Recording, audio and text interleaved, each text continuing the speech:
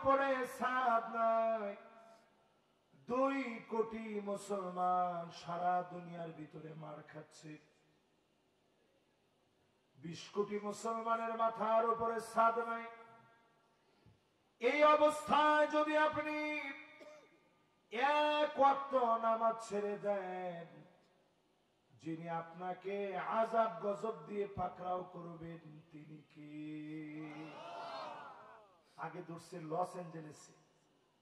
Hollywood আপনাদের টার্গেটের জায়গা, সবার স্বপ্নের জায়গা।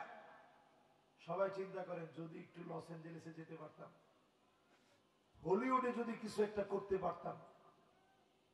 আপনাদের সমস্ত মুভি কেন্দ্রিক চিন্তা হচ্ছে হলিউড কেন্দ্রিক।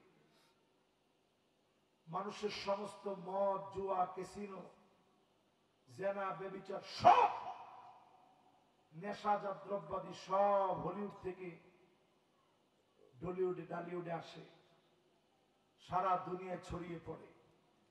সেই হলিউডকে আল্লাহ তাআলা জ্বালায়া ছারখার করে দিয়ে লাস ভেগাসকে আল্লাহ ধরছে। পাপের নগরী সবগুলো একটা একটা করে আল্লাহ তাআলা ধরতেছে। আল্লাহ তাআলা বুঝায় দিলেন, গোলাম ফিরে আয় আমার দিকে, অন্যায় ছেড়ে দে, তাওবা করে ফিরে আয়। আজকে যদি তাওবা করেন, যিনি গুনাহগুলো মাফ করে কবুল করে নেবেন তিনি কে? কয়টা অন্যায়ের কারণে আল্লাহ ধরে? ইদা তুখিজাল ফাইয়ুদ ওয়ালা, রাষ্ট্রীয় সম্পদ বক্ষণ করলে আল্লাহ সাথ দেন না, ধরে ফেলেন। আমার দেশে টাকা দেখে কোটি কোটি টাকা যারা নিয়ে পালায় গেল, আপনি বুঝে নেন যিনি ধরবেন পাকড়াও করবেন অলরেডি করে ফেলেছেন তিনি কি? ওয়াল আমানাতু মাগনামা। 2 নম্বরে নবীজি বলেন আমানতের খেয়ানত হবে। এখন আমানতদারি আসেনি, মানুষের ভিতরে কোনো আমানতদারি নেই। বেশি দিন দূরে যাওয়া লাগবে না, 50 বছর আগের কথা বলেন। আরে 50 বছরকে আমরা আমাদের ছোটবেলার কথা বলি। ওই সময় মানুষ সিন্দুকের ভিতরে টাকা রাখত, ঠিক না? একজন আরেকজনের কাছে এসে বলতো যে টাকাটা একটু রাখেন, আমার বাড়িতে তো সিন্দুক নাই। এই সিন্দুকের ভিতরে সুন্দর করে ভাঁজ করে টাকাটা রেখে দিত। যেমনি দিছেন হুবহু আবার 2 মাস 3 মাস পরে আপনি গিয়ে যখন বলতেন চাচা টাকাটা দেন, সুন্দর করে টাকাটা ফিরিয়ে দিত। আর এখনকার জমানায় যদি কাউরে টাকা দেন, ধার দিলেই সে আপনার সামনে পড়ে না, ঠিক কিনা কোন? এখন কেউ ঠিক করল না, জোরে জোরে কোন ঠিক নেই। এরপরে দেখবেন যাকাতু মাগরামা। 3 নম্বরে যাকাতকে মানুষ অভিশাপ মনে করবে। জোরে কোন কি মনে করবে? টাকা আসতেছে কি খুশি, হুজুর দোয়া করেন, ব্যবসায় আল্লাহ এত বরকত দিছে। কিন্তু যখন যাকাত দেওয়া লাগবে, আরে দিব অসুবিধা নেই, থোক বরাদ্দ দেয়। থোক বরাদ্দ বুঝেন? কোন রকম নাম কাওয়াস্তে যাকাতের শাড়ি, যাকাতের লুঙ্গি নামে কোন রকম একটা যাকাত দিয়া আল্লাহরে বুঝায় যে আল্লাহ দিছি তো, জনগণকেও বুঝায় যে আমি বিশাল দানবী। এরকম যাকাত যারা দিচ্ছে, এই দানবীদের জন্য জমিনের ভিতরে আযাব আসতেছে, ঠিক কিনা বলে? এরপরে 4 নম্বরে তুউল্লিমাল ইলমু লিগাইরিদ দ্বীন। আলেম হবে, শুধুমাত্র লোকেরা আলেম বলবে, খতিব বলবে, বড় বক্তা বলবে, বড় মুফাসসির বলবে। এই জন্য যারা আলেম হবে, এমন আলেমদের জন্য জমিনে যিনি আযাব দিবেন তিনি কি? 4টা গেছে। হাদিসের এই অংশটা যখন বলি তখন কলিজাটার ভিতরে একটা কাপ দিয়ে উঠে, এটা কম্পন সৃষ্টি হয়। এই যে হাজী সাহেবের মতো একজন মুরব্বী মানুষ ফুল দিয়ে সুন্দর করে রিসিভ করে নিয়ে আসছে, মসজিদের ভিতরে বসাইছেন, নতুন একটা টয়লা কিনে রাখছে, হুজুর এটা দিয়ে বসবে। কত রকমের ফল আপনারা রেডি করে রাখছেন, হুজুর একটু খাবে। গরম পানি করে দিচ্ছেন ওযু করার জন্য। আল্লাহ যদি একদিনের হিসাব আমারে জিজ্ঞাসা করে, একদিনের মাহফিলের হিসাব দিই, আল্লাহর কসম একটা দিনের হিসাব দিয়ে আল্লাহর সামনে সেদিন মুখ দেখানো যাবে। মান্নু কি শাহালাক, যাকে আল্লাহ বলবেন পর জবাব দে,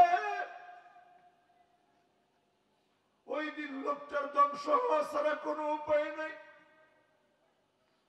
আল্লাহর কাছে বলি, আল্লাহ খানখানা পড়ে আজকের এই মাহফিলে যারা আসলো, আমার যত ভাইরা শুনল, মা বোনরা যারা এসেছে, আল্লাহ আমাদেরকে হিসাব না নিয়ে বেকসুর খালাস করে মাফ করে দিন। হিসাব দিয়ে সামনে যাওয়ার মতো কোনো উপায় নাই, হিসাব দিয়ে যেতে পারবো। কয় নাম্বারটা গেছে? কয় নাম্বার? সবাই বলে। এবার 5 নাম্বার শোনেন।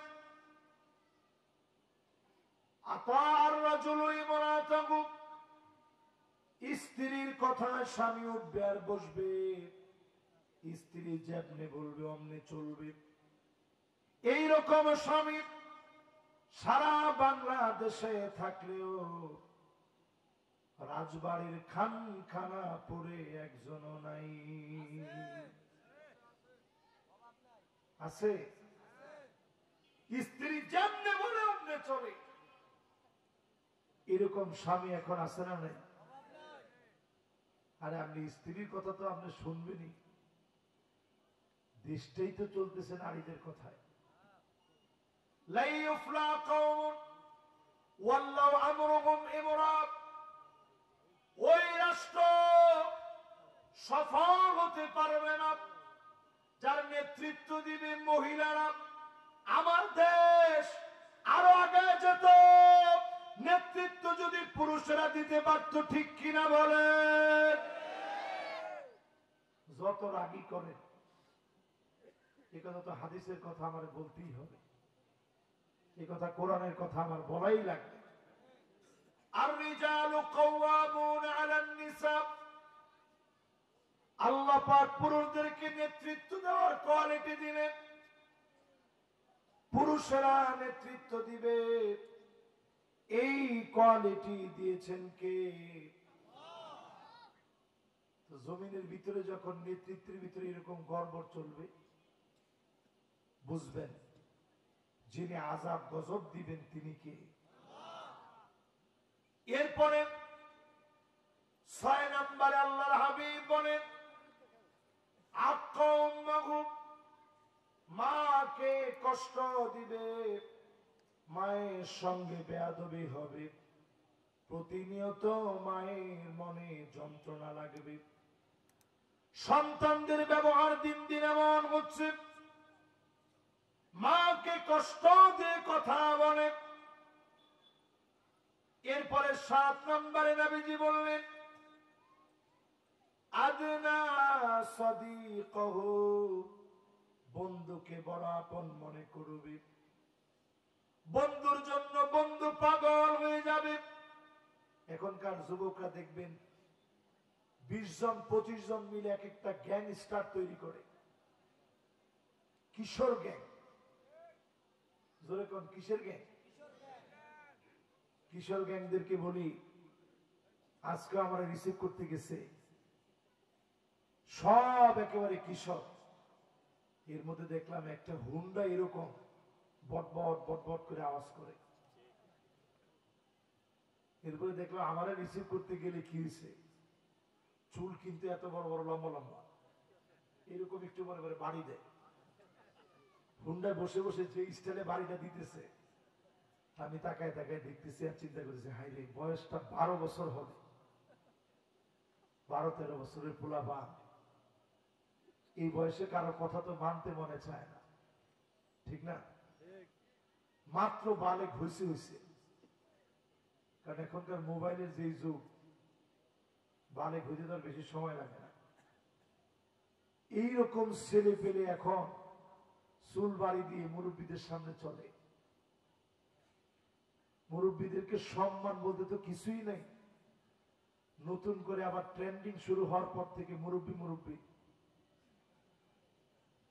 এরপর থেকে তো মুরব্বীদেরকে দেখলেই ছেলে পেলে মুরব্বী করে পিছন থেকে ডাক দেয়। আজকে থেকে মাহফিল থেকে এটা বাদ দেন, চরম বেয়াদবি। আপনি মনে করেন হাসি দিয়ে বললেন আর কি। নবীজি বলতেছে, মাল্লাম ইয়ারহাম সাগীরানা ওয়ালাম ইউআক্কির কাবীরানা ফালাইসা মিন্না। ছোটদেরকে যে আদর করবে না, বড়দেরকে যে সম্মান করবে না, সে সব হতে পারে, নবীজির সত্যিকারের উম্মত হতে পারে না। ঠিক নেই? এই জন্য যারা বসছেন এই মাহফিলে, সবাই নিয়ত করেন মুরব্বীদেরকে সম্মান করবেন, ছোটদেরকে আদর করবেন। পারবেন তো ইনশাআল্লাহ? বলতেছিলাম 8 নম্বরে, আকসাবাহু, বাপকে বড় পার মনে করবেন। বাপ কি জিনিস বুঝবেন সেদিন। বিদেশ গেলে অনেকে বুঝে। এই যে জিয়াদের আব্বা কই, জিয়াদের বাপ খাওয়ানোর মধ্যে ব্যস্ত আছে। আমি আজকে খালি জিজ্ঞাসা করলাম, আপনার ছেলে কোথায়? সাথে সাথে আর কথা বলতে পারতেছে না, চোখ দিয়ে পানি ঝরতেছে, হুজুর কুয়েত দিস।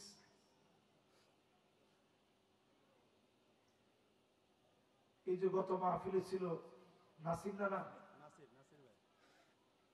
আজকেও মালয়েশিয়া থেকে কথা বলছে, ফুফায় ফুফায় কাঁদতেছে, হুজুর মাহফিলটাই নাই। দেশের মানুষের কথা বড় মনে পড়তেছে। সেই দিন আপনি বুঝবেন যেদিন বাপ থাকবে না, কবরে বাপ যেদিন চলে যাবে, আপনার হাতে যেদিন বাপরে আপনি মাটি দিবেন, কবরের মাটির মধ্যে শোয়া দিবেন, সেই দিন আপনি বুঝবেন বাপ কত বড় সম্পদ ছিল।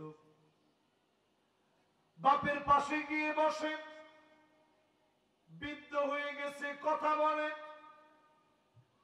এক কথা বাপ বারবার বলে, আপনি বারবার উত্তর দেন।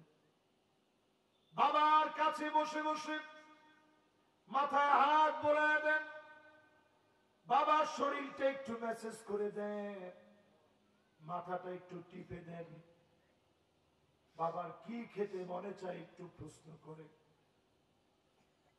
কতদিন বাপ আপনার এরকম প্রশ্ন করেছে, বাজান তোর জন্য কি আনবো? কয়দিন আপনি প্রশ্ন করলেন? কয়দিন আপনি জিজ্ঞাসা করেছেন, আব্বা কি আনবো আপনার জন্য? বাপরে যদি সম্মান করতে পারে, নিশ্চিত আপনি লিখে রাখেন, যিনি আপনাকে অল্প ইনকামে বরকত দিয়ে দিবেন তিনি কে? এখনো যখন এতটুকুন বড় হয়েছি, তো লম্বা চূড়ায় বয়সে যদ্দূর হয়েছি, আমার আব্বা একজন মুহাদ্দিস মানুষ, আলিয়া মাদ্রাসায় দীর্ঘদিন ধরে খিদমত করেন, পড়ছেন কওমিতে।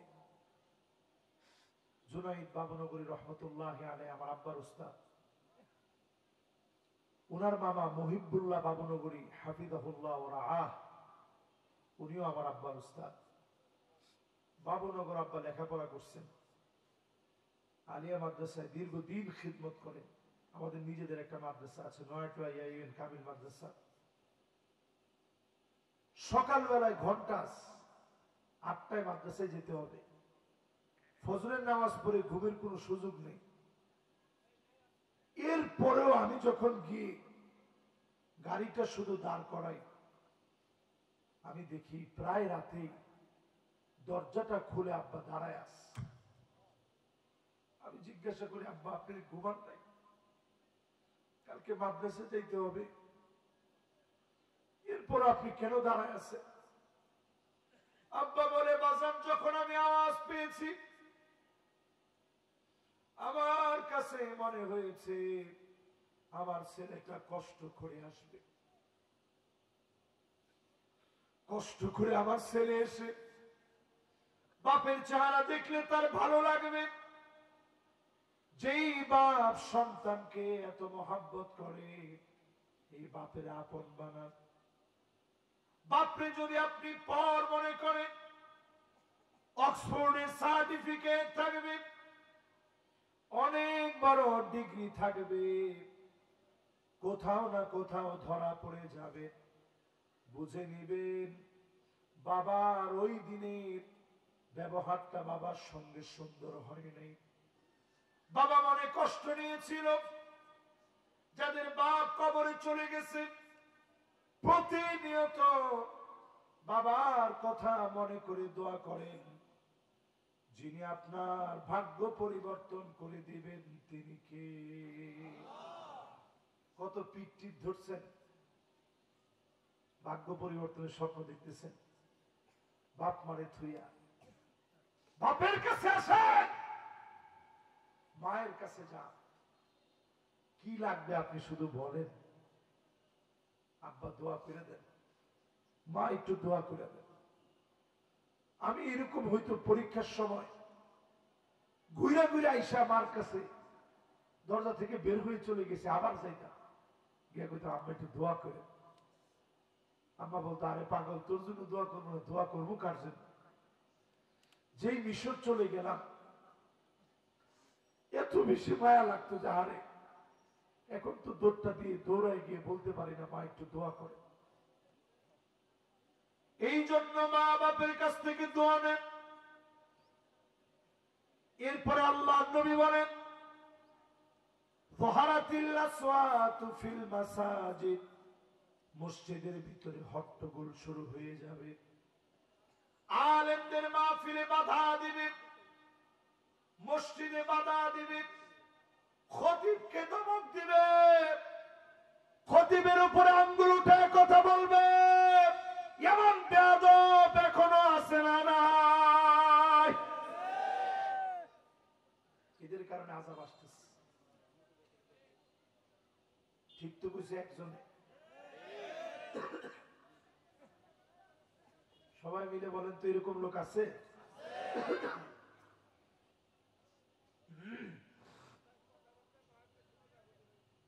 ও, আশেপাশের কথাবার্তা মাহফিলে শোনা যাচ্ছে। ইনশাআল্লাহ আগামী বছর থেকে আর দোকান টোকান কিছু থাকবে না ইনশাআল্লাহ। কি মনোযোগ নিয়ে আপনারা শুনতেছেন দেখছেন? এরা যদি বুঝতো, এরা কি দোকান পাটে এরকম সিলাসিলি করার সুযোগ ছিল? এখন কয়েকজনে মনে লাড়ি লয়ে গেছে। না, লাড়ি লয়ে দরকার নেই, আমরা শান্তি প্রিয় মানুষ। তাহলে মসজিদের ভিতরে খতিবরা আর আঙ্গুল তুলে কথা কইবেন? অনেকে দেখবেন মুরব্বী হয়ে গেছে, ইমাম সাহেব, ইমাম সাহেব বয়স কত আপনার? বয়স আর কত? 30-35 হয়েছে। আমার বয়সটা 70 চলে, আপনার ডাবল। এরপরে রুকু সেজদা আপনার আগে আগে দিতে পারি, এত আস্তে আস্তে কি